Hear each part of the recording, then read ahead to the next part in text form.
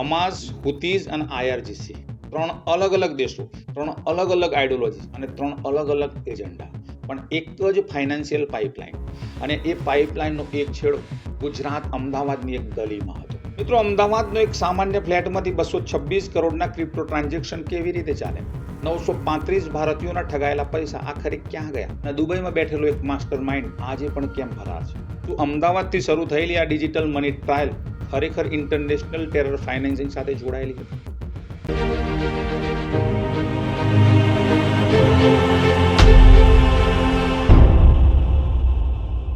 19 મે 2026 રાતના લગભગ 11 વાગ્યા હતા. અમદાવાદની એક સાધારણ ગલી, બહારથી જોવામાં એક તદ્દન સામાન્ય રાત.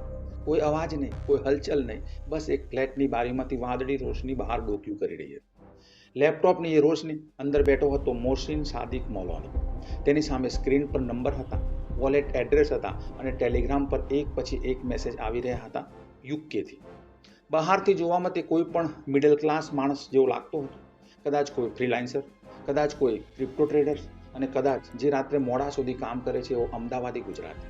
પરંતુ મિત્રો, જ્યારે ગુજરાત અમદાવાદ સીઆઈડીની ટીમ દરવાજે ટકોરા મારવાની હતી ત્યારે તેમના હાથમાં એક એવી ફાઇલ હતી જે સાબિત કરતી હતી કે લેપટોપની સ્ક્રીન પર ચાલતા નંબર હમાસ સુધી જોડાયેલા હતા.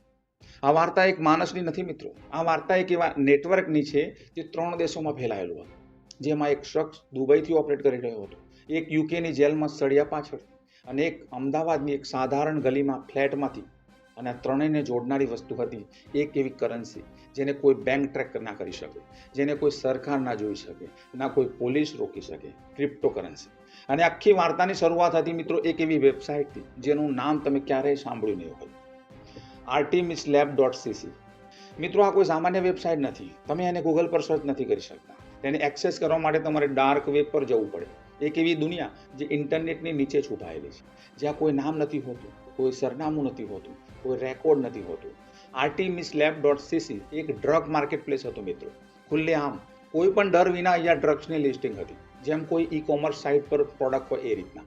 પેમેન્ટ થતી હતી ક્રિપ્ટોમાં અને ડિલિવરી થતી હતી યુકેમાં. અને મિત્રો, આ વેબસાઇટના ટ્રાન્ઝેક્શન ટ્રેસ કરતા જ્યારે ગુજરાત સીઆઈડીના ઇન્વેસ્ટિગેટર એક વોલેટ એડ્રેસ સુધી પહોંચ્યા ત્યારે તેમને ઉમ્મીદ નહોતી કે જે દોરો તેમના હાથમાં છે તે આટલો લાંબો નીકળશે. અને મિત્રો, એ વોલેટ બિલોંગ કરતું હતું અમદાવાદના મોહસિન સાદિક મોલોનીને. મિત્રો, મોલાની કોઈ અંડરવર્લ્ડનું નામ નહોતું, કોઈ જાણીતું નામ નહોતું, પોલીસની ફાઇલમાં તેનો કોઈ લાંબો ઇતિહાસ નહોતો. તે બસ એક માણસ હતો અમદાવાદમાં એક ફ્લેટમાં એક લેપટોપ સાથે. પણ જ્યારે ઇન્વેસ્ટિગેટરે એક વોલેટ ખોલ્યું તો તેની અંદરથી નીકળ્યા 9 વધારે વોલેટ અને આખા દેશમાં ફેલાયેલા. અને આ બધા વોલેટને મળાવીને જે રકમ સામે આવી તે હતી $226.54 કરોડ, લગભગ $24 મિલિયન. મિત્રો, એક આ સામાન્ય ગલીમાંથી.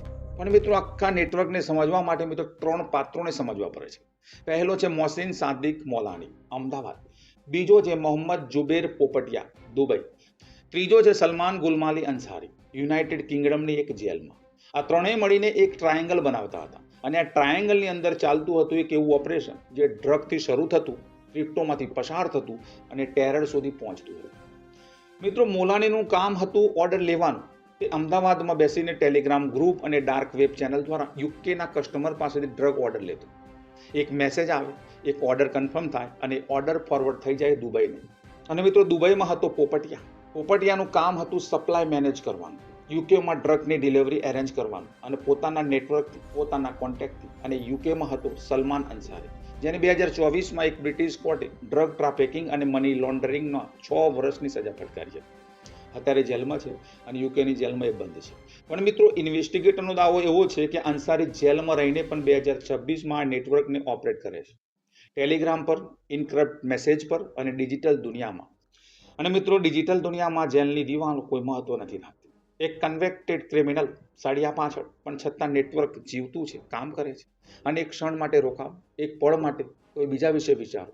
ક્યાંક ભારતમાં, કદાચ દિલ્હીમાં, વડોદરામાં, ભાવનગરમાં, સુરતમાં, કદાચ કોઈ નાના શહેરમાં એક વૃદ્ધ હતા. આ વાર્તા તમે સાંભળી હશે. તેમની આખી જિંદગીની મહેનત કરી, પૈસા ભેગા કર્યા અને એક દિવસ તેમના ઉપર કોઈ કોલ આવ્યો. કોઈએ કહ્યું કે તમારું એકાઉન્ટ બ્લોક થવાનું છે, ઇન્વેસ્ટ કરો, બચાવો તમારા પૈસા.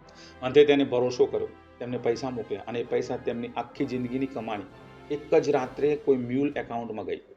પછી યુએસડીટીમાં કન્વર્ટ થઈ, પછી કોઈ વોલેટમાં જમા થઈ, પછી હવાલા દ્વારા દુબઈ પહોંચી. તેમને ખબર નહોતી કે તેમના પૈસા એક એવી ચેનનો હિસ્સો બની ગયા જે ગાઝા સુધી જતી હતી. મિત્રો, ઇન્વેસ્ટિગેટરે જ્યારે આ નેટવર્કની વોલેટની વધુ ઊંડાણથી તપાસ કરી તો સામે આવ્યું કે ઇન્ડિયાના national cyber crime reporting portal પર નોંધાયેલી જે 935 સાયબર ફ્રોડ કમ્પ્લેન હતી એના પૈસા પણ આ જ વોલેટમાં ગયા. એ 935 લોકો મિત્રો, જે 935 સામાન્ય ભારતીયો છે, જેમના પૈસા તેમની મહેનતના હતા, તેમના સપનાના પૈસા હતા, પણ એ પૈસા આ ચેનમાં હતા. અને આ ચેન ક્યાં જતી હતી? જ્યારે ઇન્વેસ્ટિગેટરે પોપટિયાની વોલેટની વધુ ઊંડી એનાલિસિસ કરી તો એક એવી માહિતી સામે આવી જેને આખા કેસની દિશા બદલી નાખી. પોપટિયાની એ વોલેટને 2025માં ઇઝરાયલના national bureau of counter terrorism એટલે કે NBCTF ફ્રીઝ કરી હતી, કારણ કે એ વોલેટનો ડાયરેક્ટ લિંક હતો અલ કહીરા સાથે. અલ કહીરા મિત્રો એક ગાઝા બેઝડ ઓર્ગેનાઇઝેશન છે જેને ઇઝરાયેલી ઓથોરિટીઝે હમાસને ફાઇનાન્સિંગ ઓપરેશન સાથે જોડેલું છે, અને એ વોલેટથી તુર્કી દ્વારા હમાસને ફંડ રૂટ થતો હતો. રોકાઓ વિચારો, અમદાવાદનો મોલાની, દુબઈનો પોપટિયા અને ગાઝાનું અલ ખહીરા હમાસ, એક જ ચેન. પણ આ ખતમ થતી નથી આ વાર્તા મિત્રો, કારણ કે જ્યારે ઇન્વેસ્ટિગેટર વધુ આગળ વધ્યા તો એક બીજો દરવાજો ખુલ્યો. કેટલાક ટ્રાન્ઝેક્શન એ વોલેટ સાથે જોડાયેલા હતા જેમને અમેરિકાના OFAC સેન્કશન કર્યા હતા, અને યમનના હુતી સાથે જોડાયેલા વોલેટ. અને મિત્રો એક વધુ નામ, રશિયાનું બેનેટ ક્રિપ્ટો એક્સચેન્જ ગ્રેન્ટેક્સ. હમાસ, હુતીઝ અને IRGC, 3 અલગ અલગ દેશો, 3 અલગ અલગ આઈડિયોલોજી અને 3 અલગ અલગ એજન્ડા, પણ એક જ ફાઇનાન્શિયલ પાઇપલાઇન. અને એ પાઇપલાઇનનો એક છેડો ગુજરાત અમદાવાદની એક ગલીમાં હતો. હવે સવાલ એ છે, આ પૈસા ટ્રાવેલ કેવી રીતે કરતા હતા? તો તેને કેવી રીતે છુપાવવામાં આવતા હતા એ પૈસા? મિત્રો, મોનેરો એક ક્રિપ્ટોકરન્સી છે, પણ બિટકોઇન કે USDT થી બિલકુલ અલગ છે. મોનેરોની ડિઝાઇન જ એ રીતના કરવામાં આવ્યું છે કે તેને ટ્રેક કરવું લગભગ અશક્ય છે. કોઈ ટ્રાન્ઝેક્શન હિસ્ટ્રી નહીં, કોઈ સેન્ડર નહીં, કોઈ રિસીવર નહીં.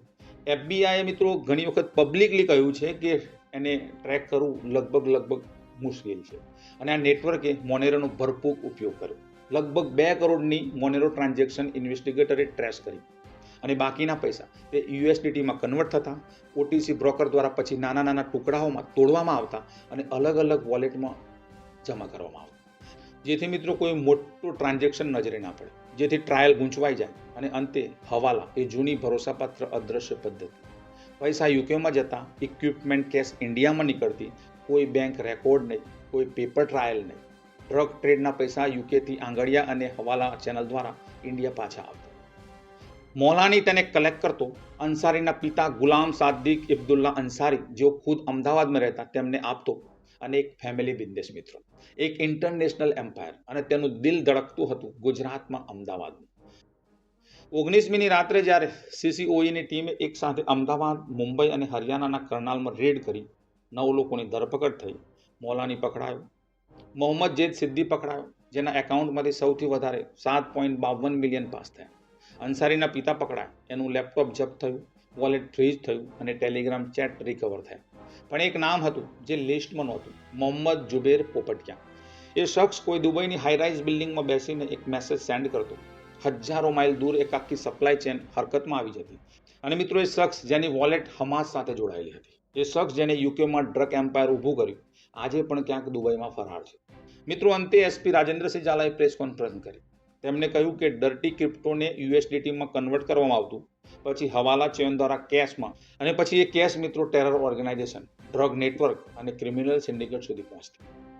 એક લાઇન, પણ આ એક લાઇનની પાછળ છે 935 વિક્ટિમનો દર્દ, એક જેલમાં બંધ ક્રિમિનલનું ડિજિટલ એમ્પાયર, એક ફરાર માસ્ટરમાઇન્ડ અને એક એવું ફાઇનાન્શિયલ નેટવર્ક જે ઇન્ડિયાને તેની જાન વગર દુનિયાના સૌથી ખતરનાક ઓર્ગેનાઇઝેશન સાથે જોડી રહ્યું છે. પરંતુ મિત્રો, જ્યારે ગુજરાત CIDએ આ નેટવર્ક બૂસ્ટ કર્યું, આખા દેશમાં રેગ્યુલેશનનો અહેસાસ થયો કે ઇન્ડિયાના ક્રિપ્ટો સ્પેસમાં જે વાઇલ્ડ વેસ્ટ ચાલી રહ્યું છે તેમાં રૂલ્સની સખ્ત જરૂર છે, ગંભીર રૂલ્સની જરૂર છે. કારણ કે મિત્રો, જો 226 કરોડના પૈસા હમાસ સુધી જઈ શકે અને આપણે તેને મહિનાઓ સુધી રોકી ના શકીએ, તો આવતી વખતે આ રકમ વધારે પણ હોઈ શકે, મોટી પણ હોઈ શકે, અને આ ડેસ્ટિનેશન હમાસ કરતાં પણ વધારે ખતરનાક હોઈ શકે. આજે પોપટિયા ફરાર છે, અંસારી યુકેની જેલમાં છે, અને તેની વિરુદ્ધ ઇન્ડિયામાં કેસ ક્યારે બનશે એ સવાલ પણ હજુ ખુલ્લો છે. 935 વિક્ટિમ જેમના પૈસા ચેનમાં હતા, તેમને ન્યાય ક્યારે મળશે એ હજી પણ નક્કી નથી. તપાસ ચાલુ છે મિત્રો, અને આવનારા દિવસોમાં વધારે ધરપકડ થઈ શકે છે. પણ મિત્રો આ વાર્તા 19 મે ખતમ થતી નથી. આ વાર્તા 19 મે શરૂ થઈ. એક ડાર્ક વેબસાઇટ, એક અમદાવાદનો ફ્લેટ અને એક દુબઈનો માસ્ટરમાઇન્ડ જે હજી પણ આઝાદ છે. અને મિત્રો એક યુકેનો કેદી જે જેલમાંથી નેટવર્ક ચલાવી રહ્યો હતો. 226 કરોડ, 935 વિક્ટિમ અને એક ચેન જે ગાઝા સુધી જતી. આવી જ મિત્રો કાયમની વાર્તાઓ સાંભળવા માટે ધ ટ્રેન્ડિંગ ટોકને સબસ્ક્રાઇબ કરો. અને હા, તમે ચેનલ પર આજે પહેલી વખત છો, નવા છો, તો ચેનલને સબસ્ક્રાઇબ કરો, બેલ આઇકોન દબાવો. મળીએ નવા વિડીયોમાં, નવી વાતો સાથે, નવા ક્રાઇમની કહાનીઓ સાથે. ત્યાં સુધી તમે સેફ રહો, સલામત રહો. જય હિન્દ, જય ભારત, જય ગરવી ગુજરાત.